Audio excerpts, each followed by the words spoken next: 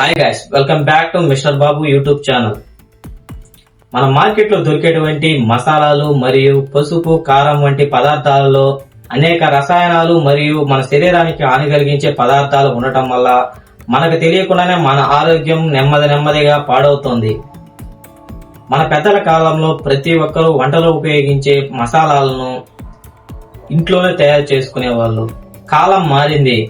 Zomato, Swiggy ద్వారా foods మన ఇంటి ముందుకే వచ్చేస్తున్నాయి. అలాంటప్పుడు మనం వంటలో వాడే మసాలాలను ఇంట్లో ఎలా తయారు చేస్తారు చెప్పండి.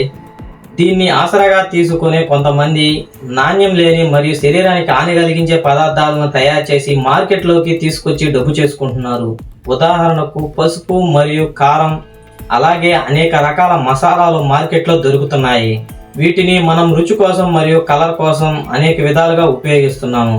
కల్తీ అయినటువంటి మసాలాలను తినడం వల్ల మన శరీరానికి చాలా రకాల అనారోగ్య సమస్యలు వస్తాయి. కల్తీ అయినటువంటి మసాలాలను తినడం వల్ల జీర్ణకోశ వ్యాధులు మరియు క్యాన్సర్ మరియు చర్మకు సంబంధించినటువంటి వ్యాధులు వంటివి వస్తాయి. అలాగే కల్తీ అయినటువంటి పదార్థాలు మనం ఎలా గుర్తించాలో ఇప్పుడు చూద్దాం. పసుపు. ఏ కూరలో అయినా తప్పకుండా వాడేటువంటి పదార్థం పసుపు ఒకటి. పసుపు కూరలోనే కాదు, మన పెద్దల కాలం నాటి నుంచి ఏదైనా శరీరానికి దెబ్బ తగిలినప్పుడు యాంటీబయాటిక్ గా వాడుతున్నాం. అలాంటి పసుపు ఇప్పుడు కల్తీకి గురయ్యింది. దీన్ని తినడం వల్ల అనేక అనారోగ్య సమస్యలు వస్తాయి. అలాంటప్పుడు ఏది మంచి పసుపో తెలుసుకోవడానికి ఇంట్లోనే కొన్ని పద్ధతులు చేసుకోవచ్చు.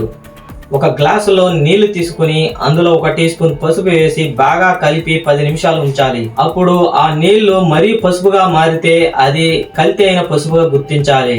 గ్లాసులో ఉన్నటువంటి పసుపు కింది భాగానికి ఎక్కువగా చేరితే అది మంచి పసుపుగా గుర్తించాలి. ఆ గ్లాస్ పై భాగానికి ఎక్కువ పసుపు అవశేషాలు చేరి ఉంటే అది కల్తీ పసుపుగా గుర్తించాలి. ఒక స్టీల్ పాత్ర తీసుకొని అందులో ఒక 100 ml నీళ్లు పోయాలి. అందులోనే 1 టీ స్పూన్ పసుపు వేసి బాగా మరిగించాలి. చల్లారిన తర్వాత స్పూన్ పెట్టి బాగా కలపాలి. ఆ స్పూన్కు ఎటువంటి పసుపు అవశేషాలు అంటుకోకుండా ఉంటే అది మంచి పసుపుగా గుర్తించాలి. అలాగే ఆ పాత్రలో నొరగ వంటి పదార్థం ఏర్పడితే అది కల్తీ పసుపుగా గుర్తించాలి. సో ఫ్రెండ్స్, ఈ విధంగా పసుపును కల్తీయా లేదా అని గుర్తించవచ్చు. మనం వంటలో వాడే ముఖ్యమైన పదార్థం ఇంకొకటి కారం. రుచి కోసమే కాదు, కలర్ కోసం కూడా కారాన్ని ఎక్కువగా వాడుతాం. అలాంటి కారం కూడా ఇప్పటి రోజుల్లో కల్తీ అయి ఉంది. దాన్ని ఎలా కనిపెట్టాలో ఇప్పుడు చూద్దాం. ఒక గ్లాసులో నీళ్లు తీసుకుని అందులో 1 టీ స్పూన్ కారం పొడి వేయాలి. ఆ మిశ్రమాన్ని బాగా కలిపి 10 నిమిషాలు అలా ఉంచాలి.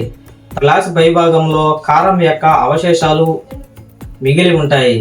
చేతి వేళ్ళతో నలిపి చూడగా దాంట్లో ఇసుక వంటి పదార్థాలు తగిలితే అది కల్తీగా గుర్తించాలి. ఆ గ్లాస్ పై భాగంలో నొరగ వంటి పదార్థం ఏర్పడితే అందులో సబ్బు వంటి పదార్థాలు కలిపారని నిర్ధారించుకోవాలి. అదే విధంగా ఆ గ్లాసులో ఉండేటువంటి నీరు ఎక్కువగా ఎరుపు ఎక్కితే దాంట్లో కూడా కలర్ కలిపారని మనం గుర్తించాలి. కల్తీ అయినటువంటి కారం పొడిని వాడటం వల్ల కాలేయానికి సంబంధించినటువంటి వ్యాధులు మరియు జీర్ణకోశ వ్యాధులు మరియు క్యాన్సర్ వంటివి సంభవించవచ్చు. అలాగే మనం ఎక్కువగా వాడేటువంటి స్పైసెస్ మసాలాలు మార్కెట్లో అనేక రకాలుగా ఉన్నాయి. మనకు తెలియని విషయం ఏంటంటే ఈ మసాలాలలో అనేక రకాల హాని కలిగించే రసాయనాలు కలపడం వల్ల మన శరీరానికి నెమ్మదిగా హాని కలుగుతుందని గుర్తుంచుకోవాలి. కల్తీ అయినటువంటి మసాలాలను గుర్తించడం చాలా కష్టం. ల్యాబ్స్ లో టెస్ట్ చేస్తే మాత్రమే వీటిని కల్తీ అని గుర్తించగలం. ప్రముఖ కంపెనీ అయినటువంటి ఎవరెస్ట్ మసాలాలు సింగపూర్ మరియు హాంకాంగ్ వంటి దేశాలు దిగుమతి చేసుకుంటున్నాయి. ఇటీవల కాలంలో ఈ మసాలాల్లో ఇథైలిన్ ఆక్సైడ్ ఉందని గుర్తించారు. ఈ రసాయన పదార్థం క్యాన్సర్ కు గ్రూప్ 1 కారకంగా ఉంటుంది. అందువల్ల హాంకాంగ్ మరియు సింగపూర్ దేశాలు ఈ మసాలాలను బ్యాన్ చేశారు. అంతేకాకుండా కారం మరియు పసుపు మసాలాల్లో ముఖ్యంగా ఫుడ్ కలర్లను వాడుతారు. ఇవి మన శరీరానికి చాలా ప్రమాదం కలిగిస్తాయి. వీటి వల్ల ముఖ్యంగా క్యాన్సర్ మరియు జీర్ణకోశ వ్యాధులు వస్తాయి.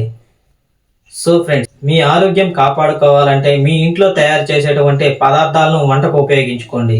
ఫ్రెండ్స్, ఈ విషయాన్ని మీ ఫ్రెండ్స్ అండ్ ఫ్యామిలీ మెంబర్స్కి షేర్ చేసి వారి ఆరోగ్యాన్ని కాపాడండి. అలా వెళ్లే ముందు మన ఛానల్ని సబ్స్క్రైబ్ చేయండి.